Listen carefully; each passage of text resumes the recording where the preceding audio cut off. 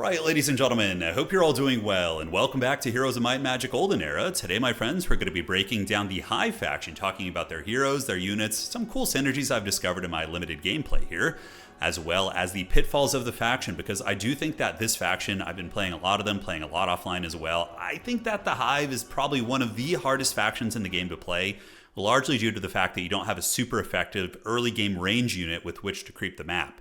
So it relies on careful positioning with your melee units, good timings, and then also using your egg summon, which I think is one of the best ways to use it early on, to bait out the attacks from the enemy AI instead of having them advance on your army while you isolate and pick off other threats with your melee swarms.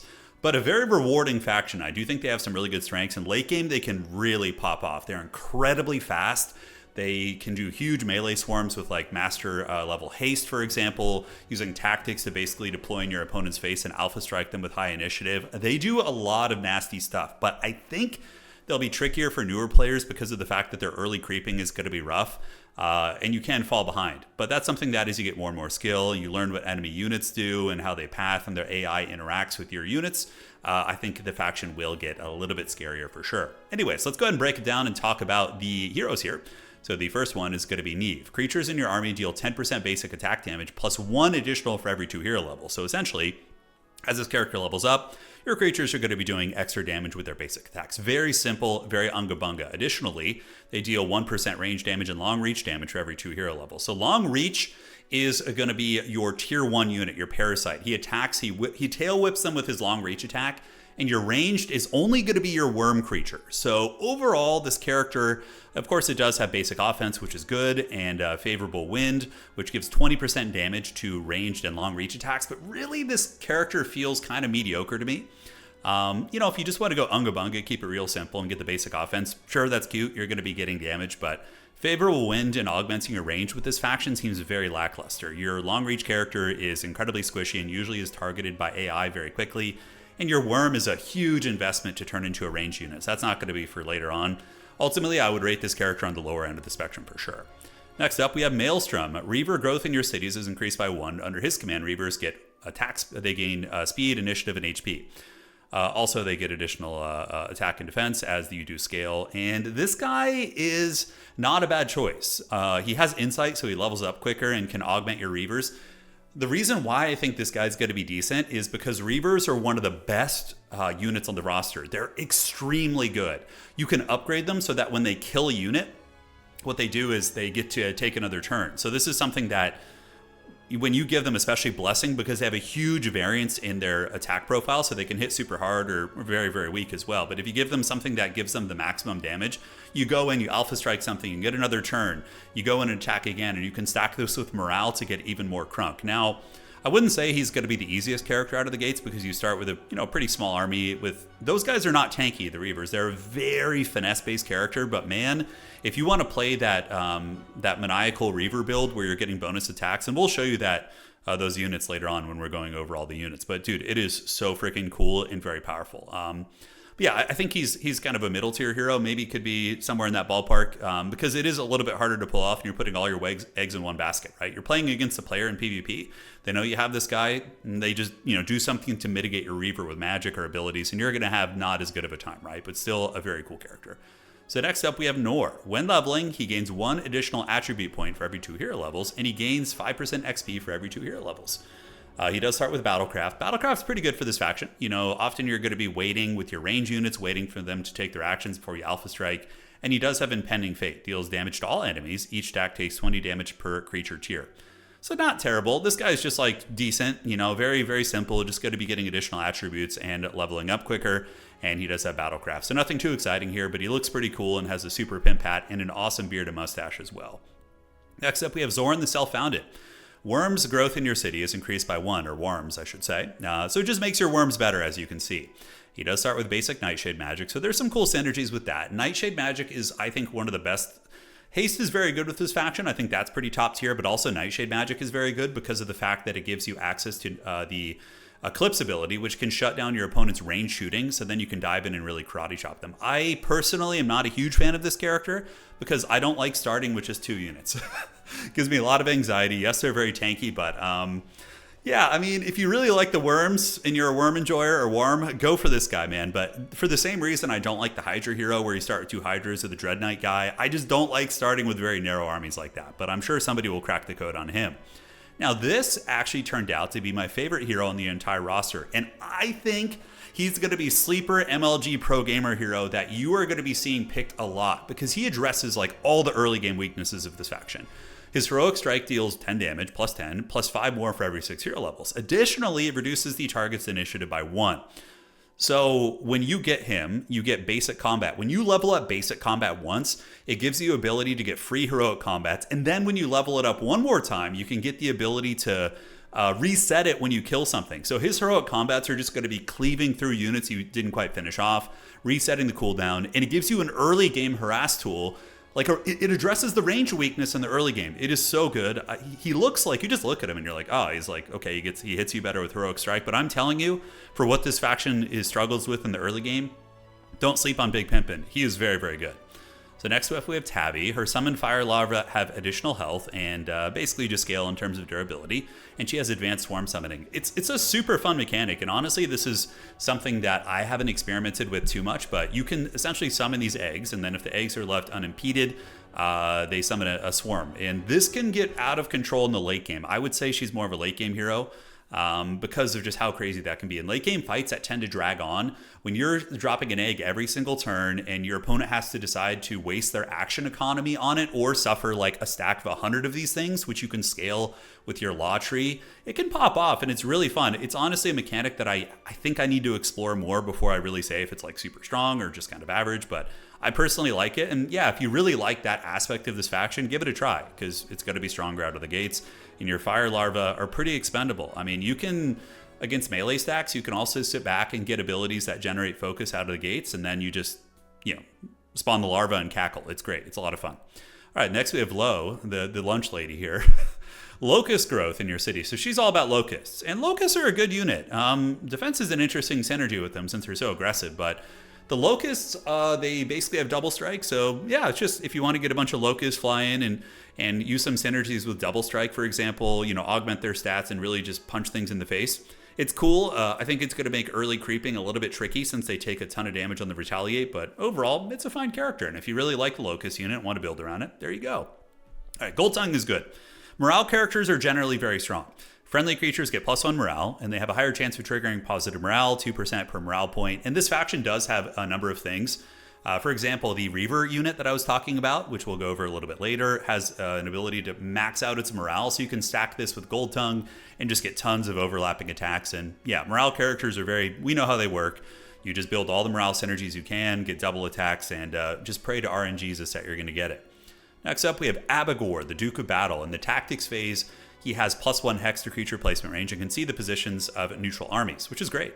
Creatures in his army gain 1 initiative, so this is really, really good. The main thing is creatures in his army gaining initiative for every 6 hero level. So if you're playing PvP, he gets level 18 on Jeebus Cross. You're going to have +3 initiative on all your creatures, and you're going to be deploying basically in your opponent's deployment zone. So for what this faction wants to do, which is hard melee alpha striking, he's your boy. Abagor is extremely good. A little bit of a slow burner. He's literally on fire, so it makes sense. But when you get to late game with him, Abagor is going to be cackling pretty hard. And your opponent's going to be like, wait, why does your entire army go first and you're on top of all my range units already? Well, look no further. This man, he does not mess around. Next up, we do have Flu here. So she has 5% movement points for every 8 hero levels. So and moves significantly faster on roads as well. Does have logistics and Doriath's Tide, which is also extremely good for this faction. All your creatures are faster and they get more initiative and your opponent loses that. So Doriath's Tide is a relatively high level spell. Out of the gates, it'll be okay. Not so amazing at creeping early because it is mana intensive, but she gets around the map, and in late game, starting with a very powerful spell here, it's going to scale, especially once you start to get into those early PvP scenarios and maybe week 2, whatever. It's not bad at all. So you see, like, these kind of characters are just like, I'm going to get in your face quick and I'm gonna have some fun. So next up, we have this guy. He looks like he's having a really bad time. This is Zur. He's immune to negative effects in battles on the global map, so that's pretty cool. His creatures take -10% damage, an additional 2. So he's more tanky. If you want to be building for the Scorpion units that are very, very tanky, this guy's kind of cool for that. He does have resistance and vengeance as well. So vengeance can scale pretty freaking insane. Whenever an enemy attacks target friendly creature in melee, that unit takes 180 damage. So there's some cool stuff you can do with this. You can cast Vengeance on your spawned larva and then, just throw them into the AI's face, bait out retaliations, and they explode upon death too. So that's a very, very cool synergy. So yeah, again, spawn your larva, put Vengeance on them, and then attack your opponent. They retaliate. Your larva damage them with Vengeance, and then they blow up too. So very, very cool stuff. A little bit harder to pull off, but really going to be rewarding when you do. So next we have Batham, the Duke of Jewels. This guy's great. This faction is so crystal hungry. Like, you are starving for crystals. You want them so badly to be able to build up your higher tier units, right? So yeah, this guy's simplistic. You're going to be getting crystals all over the place. You find more crystals on the map as well, 100% more. And he has economy as well. So if you don't want to be even thinking about your economy and you want to make sure you get your upgraded units, the Duke of Jewels, he's your boy. So next up we have Lyra. Hornet growth in your cities is increased by 1, and she just buffs hornets. And her abilities are going to be basic battle magic and vulnerability. Not bad, right? Vulnerability is okay. You put it on something, and when you level it up, it can make them even more vulnerable, so then 20%, 50%, etc. You bring in a bunch of your Hornets, and you punch them in the face. It's all right. I don't think it's going to be... I think it's like a little bit gimmicky, because Hornets are all right. They're good at diving on range units and alpha striking them, but they're very flimsy, so I would be nervous to creep with them early on without other supporting pieces. So we have Gru. Hive Queens under your command get stats. So your Hive Queens are I believe, your fully upgraded units, yes. And she also diminishes enemy Hive Queens. So if you're in a mirror match, it's cute. But yeah, this is like, Wisdom is a little bit underwhelming, but Sleep is insanely good. So there's pros and cons of this character. Good late game scaling on your Hive Queens. And then you also do get Sleep. So Sleep is pretty good for early creeping. You sleep their range unit, you isolate the other piece, and then you get to it when you can. Not bad. We'll see how it goes. Sleep is very, very good. Mila, she starts with Masterful Haste. Now, I think this might be one of the best characters on the faction. Masterful Haste means you haste your entire army out of the gates. You guys remember how disgustingly overpowered that was in Heroes of Might and Magic 3? Like, when you had Mass Haste, and if your opponent didn't have Mass Slow or Mass Haste themselves, you're like, I guess I'll just die. It's not quite as extreme in my anecdotal experience in this game, but Masterful Haste is insanely good. Right out of the gates, you can give your whole army mass amounts of speed, close that distance with your melee units, live long, and prosper. It's very, very good. All right, so we have Oryx, Masterful Blink ability, and this is very, very good as well. This version of the spell can target enemy units, so this is really funny. You can blink the enemy units closer to your lines to eat them, or turn 1, for example, you could just blink one of your hard-hitting melee units into their lines. You could blink your little parasites into their lines, whatever, your scarabs. Not scarabs, but the scorpion guy. It's just great. Blink is a good spell, very, very solid, and also has a lot of meme potential. And it has Avatar too, which is cool. So you can summon the Avatar, blink it in later, and do some good work. I would probably rather go with the Mass Haste, but yeah, it's fun and certainly worth experimenting with. Next we have Karseth. So this guy's got Primal Magic and Anti-Magic, and it looks like he's going to be +1 to all Primal spells, +1 for every 10 hero levels. Casting Primal spells does not prevent them from using other spells of the same school of magic. Oh, damn, dude, look at the last part, though. Enemy hero cannot cast Primal spells. So if you really want to troll one of your friends and they're going Primal, that just you just win. If they go Primal. I mean, I don't think Primal's the best magic, but it's fun and it has some good abilities. Some of the summons later on are very good. Being able to summon the vengeful kind of plant beasts is very strong. The double strike ability is very strong. So yeah, it's not bad. If you want to experiment with Primal magic, give this guy a try. And last but not least, we have the Pauper. This character, I think, is really powerful. I think on par with some of the other characters we've looked at.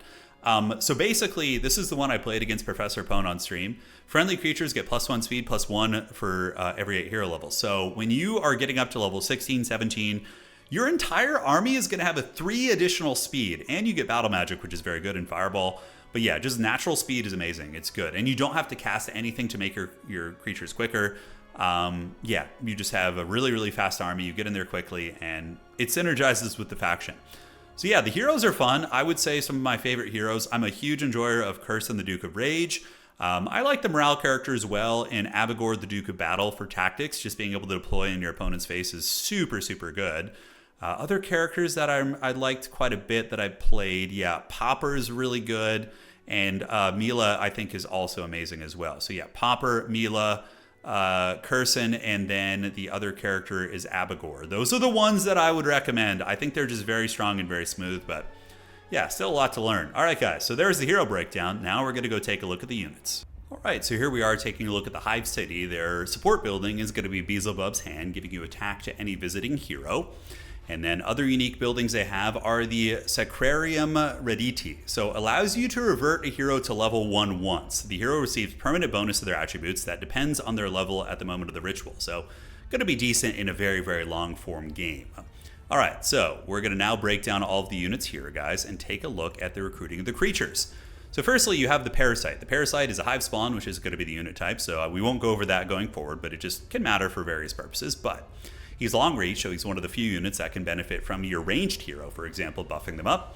So you get basically an extra hex of attack, and he does have Topple the Strong. So these guys, what you want to be doing with them is obviously baiting out opportunity attacks early on. You're going to be splitting them in your initial stack, but they're good at taking down elite units in like late game fights. They get a big damage buff towards them, and yeah. So for example, if you have a level 1 Parasite attacking a Hive Queen, you can multiply that 3% by the difference in their tier, and it can scale up relatively well. Now you have the Warden Parasite, so this one has the Nest Protector. So it's the start of the battle for each other unique Hive creature in your army, so you're going to have 7 in total, so let's say you have all 7 of those. This creature's defense is increased by 1, so that could be pretty good. You can be increasing it by uno, dos, tres, cuatro, cinco, seis, up to 6, right? I believe, I don't know if he counts himself, each other, so it's going to be 6. Upon death, this creature generates focus points. So this is actually pretty good. Even in the early game, you can rush the Warden Parasite upgrade, right? And get him in your early creeping stack, and you can sacrifice them early on. Not your main stack of them, but the ones that are in model counts of 1. And you can be getting 2 focus. That's pretty damn good, and you're going to be able to do a lot with that focus with some of your other adaptions and units. He does also have Topple the Strong as well. We do have the Ravager Parasite, so this guy generates focus when he dies as well, but he gets attack based on your unit variety instead of defense, and does have Topple the Strong. So one's offensively focused, one's defensively focused. Pretty straightforward. Now next up you have the Locust. Locusts are pretty great. They have double strike, so when these guys hit you, they whack you twice, and they do also have Harvest, so they can jump on a corpse, they can eat it, and it doesn't end their turn. So it actually gives you some free movement if there's a nearby corpse, and then from there you can move and attack, getting attack, defense, and speed and initiative. And that lasts until the end of the battle. So sacrifice a Ravager Parasite, jump on it, eat it, and then get an attack bonus with your Locust. Stuff like that, right? The Overguard Locust does have parry, so this is really good. Parry is an insanely good skill. So when somebody attacks him, he gets to hit them before their attack comes in. It's caught me off guard many times when I've been creeping. And he gets defensive stats based on the unique Hive variant. So you can see the Hive synergizes by having diversity, because it's much like the slivers in Magic the Gathering, if that's I think a good analogy. The more variety you have, the better they're going to be feasting it out. So you have the Harvester Locust. He gets attacks instead of defense based on unit variety. He also gives you, whenever this creature kills an enemy, it generates focus points. And I don't think the other one does that. No, so this guy dies and gives you focus points, and this guy, whenever he kills something, he generates 2 focus points. So he's a little bit more aggressively minded. He does also have that jump ability. Next up, you have the Hornets. These guys, let me go ahead and read here. They're just flying, incredibly fast, hard hitting. These guys are designed for getting on top of enemy range units and just feasting. Now, you do have the Chanter. So he has Hive Mind, Nest Protector. So based on your unit variance, he's going to be getting increased defense, and upon death, this creature generates focus points and Whispers of Doubt. So attacks cause the target to always deal minimal damage. So if they attack him, they're going to be doing the low end of their damage profile. Not bad, a little bit more resilient. He gets tankiness from the Hive Mind Nest Protector and is fast. So then we have the Stinger. So each attack also kills +1 enemy unit in addition to the regular target. This is very much like the old Gorgon. When you attack somebody, it insta-kills the unit. So it works on units up to tier 6. So for example, if they have like a Dread Knight on Necropolis, he will insta-kill +1 unit. So that's not bad. I mean, even if you have one of these guys left, he can come in and just kill like a big elite model. So decent scaling on that. And he does have the Hive Mind Vanguard, so when he kills an enemy, it generates focus. So you can see the Hive Mind Protectors generate focus when they die, and they get tankier based on unit variety. And the Hive Mind Vanguards, they get scaling attack, and then when they kill things, they generate. So it really just depends on how you're going to want to play. Honestly, I like the more aggressive variants, but that's just me. All right, so now we have the Scorpion, a unit that I have been trying to make work. It's a little bit tricksy, Hobbits is, but basically they're tanky, and when they adapt, they can change their role. So you can use focus points to give him bonus damage, bonus defenses, and then also bonus speed. So yeah, it's just fun. Now you have the Volcanic Scorpion. So this bad boy has the Nest Protector. So again, when he dies, he generates focus and does have some various adaptions as well. And that's pretty much it with him. And they do have different stat lines as well. So you can look at the stat lines here of this guy. So the Volcanic Scorpion's tankier. This guy has higher melee attack and defense. Pretty much the same with all these. All right, adaption attack and adaption defense and adaption speed. And he has the more offensively focused Vanguard. Now this is probably my favorite unit on the roster, which is the Reaver unit. They have the Apex Predator, so it deals 50% damage to higher tier targets. So when you send the Reaver, like a stack of them, onto an enemy tier 7 or tier 6 unit, they punch them in the face super freaking hard. But you see how Reavers have a really terrible damage spread? So using something that can maximize their damage output, like some sort of a blessing ability or something in that nature, is super, super good. They do also have Rapid Assault, so perform a melee attack that does not provoke a counterattack, which requires focus. Now, the Menacing Reaver is good. They're both really good, honestly. He does have Unholy Resilience. So once per battle, this creature plainly refuses to die. So whenever your opponent is about to kill the first Menacing Reaver model, it ignores that attack all out. So using these guys to jump on elite units is very good, because when the elite unit retaliates, it will do 0 damage the first time around. On top of that, you can then stack Carapace on top of this guy to make him take no damage from another attack. So they can be a really sticky forward pressure threat, right?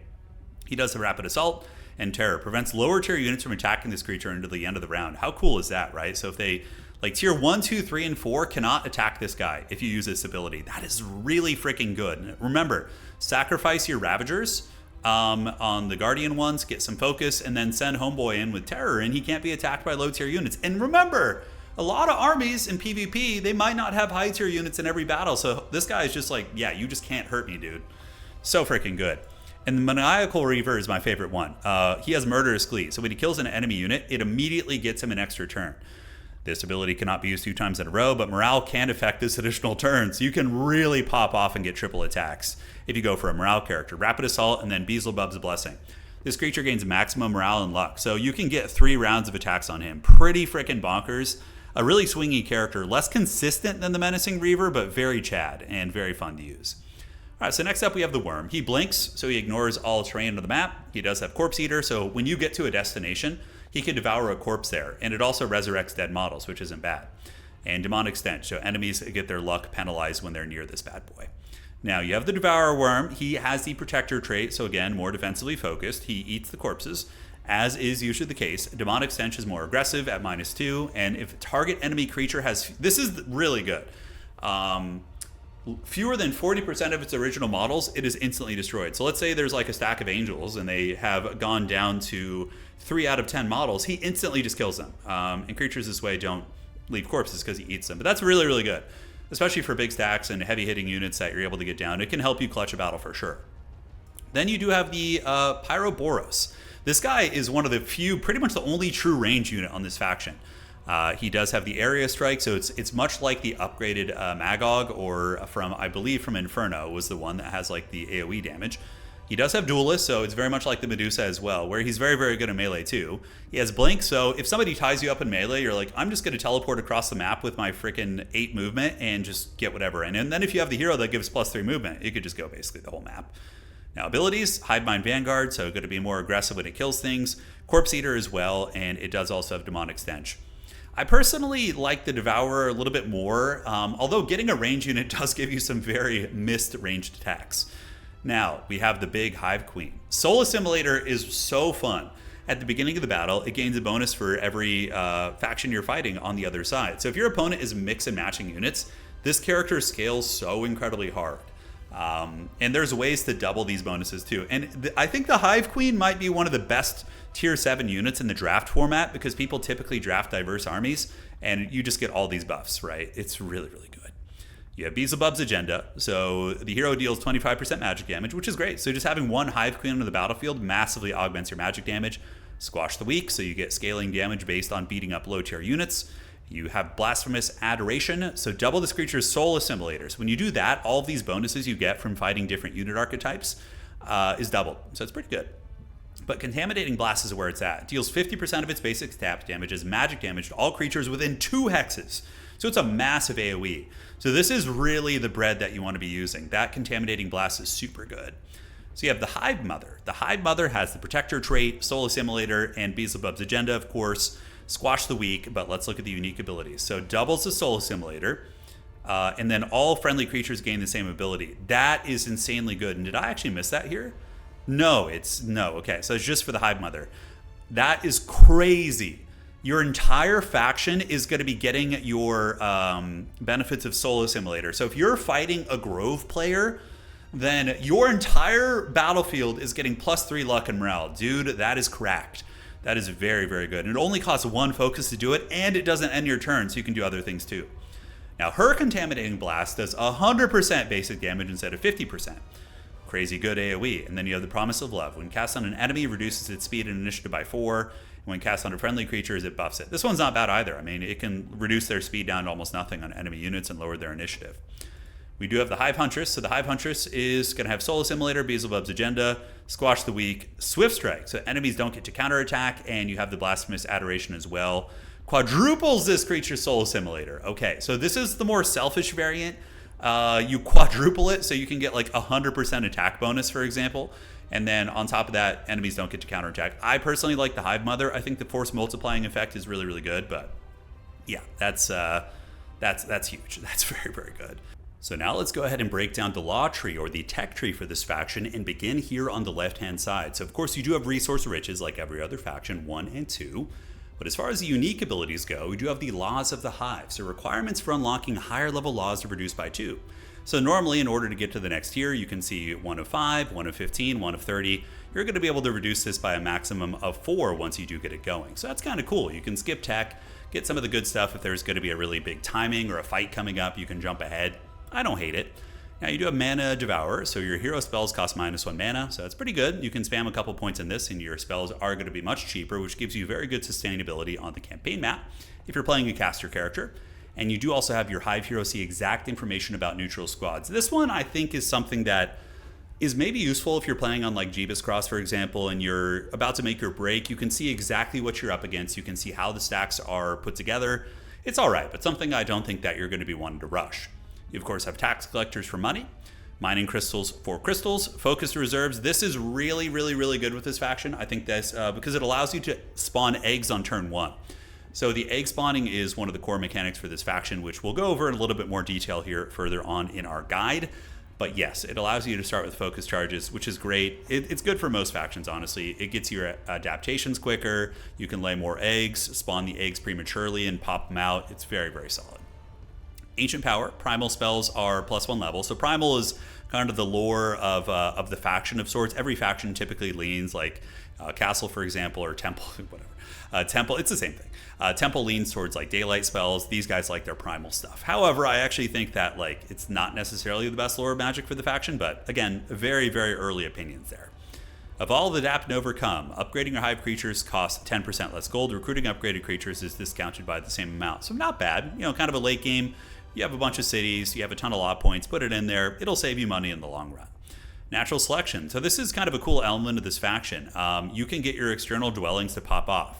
External dwellings in the area that you control produce upgraded creatures. That's really nice, right? So you can, oftentimes when you're patrolling out of the map, you're going to have your upgraded creatures. And it's very annoying when you want to go to a dwelling and grab some more creatures there because they're not the same type and you can't fit them in your army. But with Natural Selection, you can. We have Beelzebub's Gaze. Your Hive Heroes see the exact information about enemy heroes and cities within 3 hero squares. This is all right. This one is like, yeah, I guess it can help you make an informed decision, but if you're that close, it's usually going to be Mortal Kombat anyways, especially against a player. Resource Riches 3, we do have Prosper and Flourish. External dwellings and their respective creatures' growth in cities by 50%. So external dwellings increase respective creature growth in the cities by 50%, and I believe that doubles up to 100 as well. So pretty freaking good.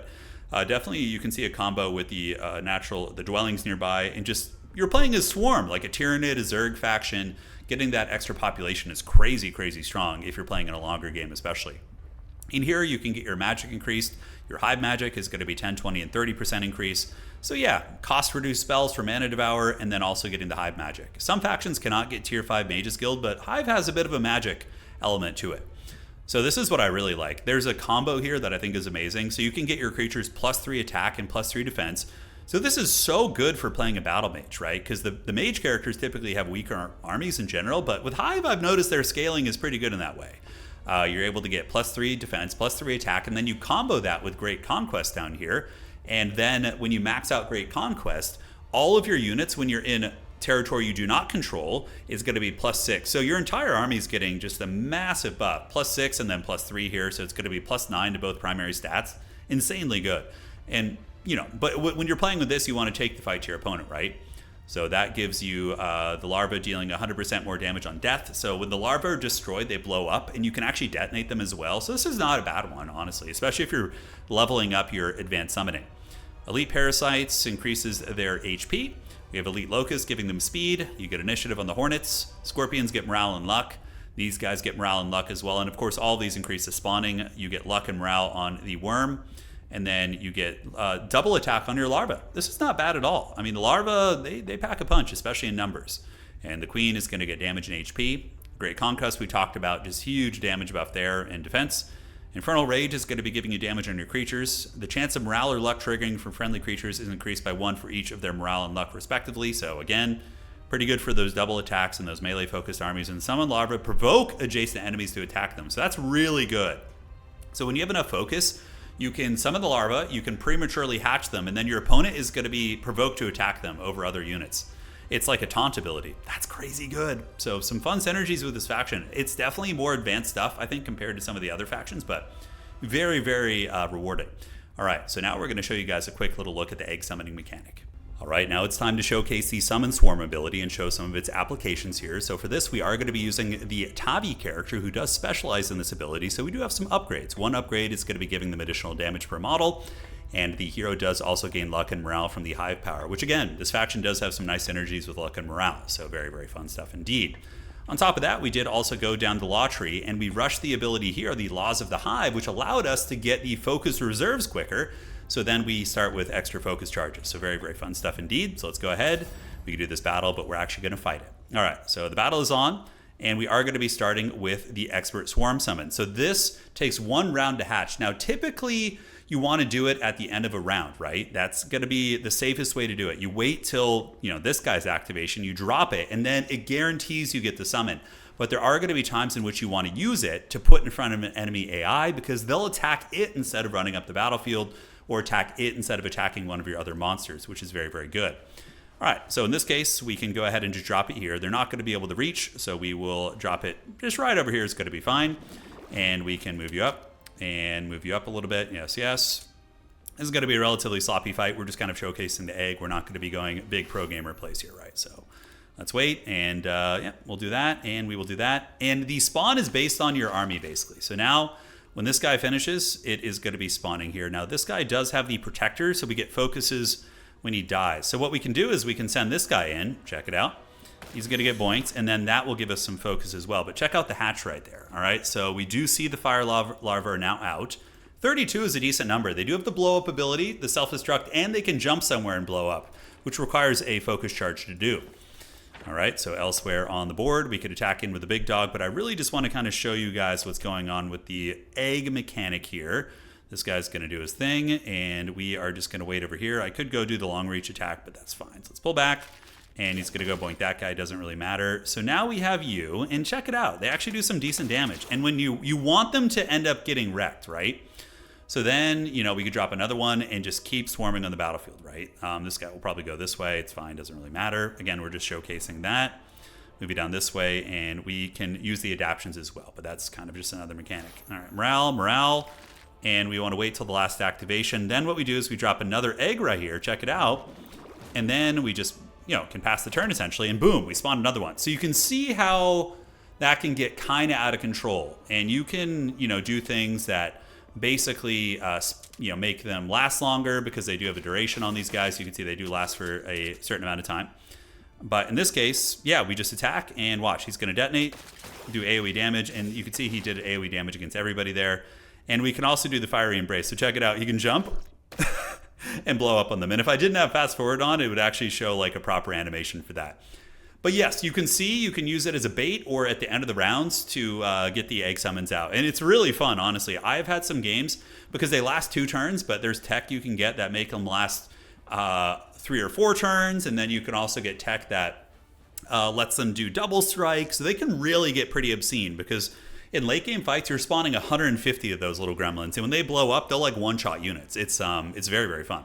All right, guys. Now we'll go ahead and head on over to the hero showcase and show you guys my favorite hero and why he is my favorite hero. All right, guys, and now we're here with the Duke of Rage, Curson, and we're going to move in and fight a difficult battle. So we talked about this earlier on, why he's my favorite hero.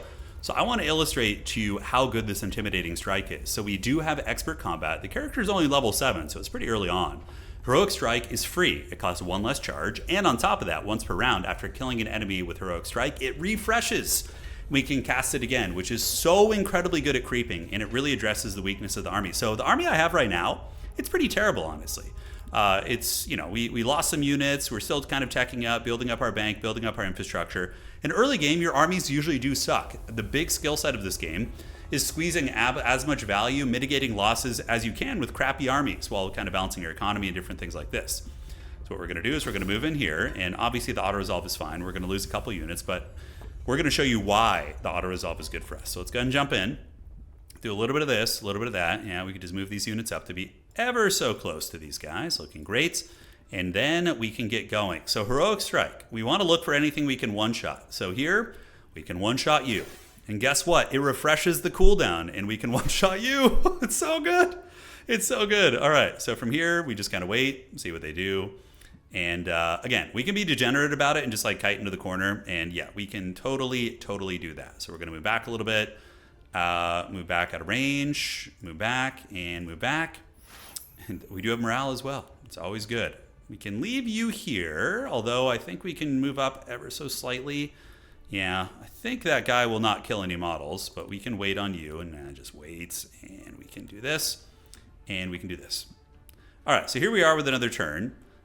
We can go in and do a little bit of alpha striking on these guys, or we can wait for them to move up and take their action, which is going to be okay. So let's wait and let's wait. And they're going to be waiting as well. Clever creatures. All right, so I want to get the combo where I can use the double karate chop. So let's just chill out, chill out, chill out, chill out, and you're going to chill as well. Unfortunately, this guy is very low initiative, so we're going to have to just go here. Okay, cool and cool. Here they come, not able to reach anything. So what we can then do is we can move forward. This guy does have the double strike. So I could use the Heroic Strike ability to mitigate my losses here, which probably would be the correct way to do it. I mean, getting the double one is good and all, but we want to hit them before we go in and take damage. So we hit him with the Heroic Strike, and then we just wait, and another round's going to come up, and then we boink him with this, and then we just fly in and karate chop him. You see how good that is? Like, little gaminess like that, and obviously it's a little bit trickier with ranged armies, but you can find so many stacks early on that have like a lot of squishy units that you can hit and get a double proc off that, and it gives this faction just smooth creeping. That, I played a bunch of the different heroes after my stream against Professor Pone. I got on, played for about 3 or 4 hours, and I was like, man, a lot of these heroes, you're taking losses no matter what you decide to do. I mean, there's ways to min-max it with obviously more knowledge than I have, but this guy, he's my boy. I'm going to definitely be playing him next time we do a stream. All right, guys. So hopefully you enjoyed it. We talked about some of the units, and I could go on all day about like combos and synergies and whatnot, but we'll be showing you those on streams as well. This is very much just like a beginner introduction, and if you're a beginner, give this guy a try. Level up the expert combat and just get effortless strike and battle thrill. It's great, man. All right, guys. Hope you enjoy the Hive. They're probably my favorite faction right now. I just love the swarminess, and I also like the challenge of them. I think that's another element that's very fun. And yeah, we'll see you guys on the other side. Take care of yourselves. And that is going to be it for today.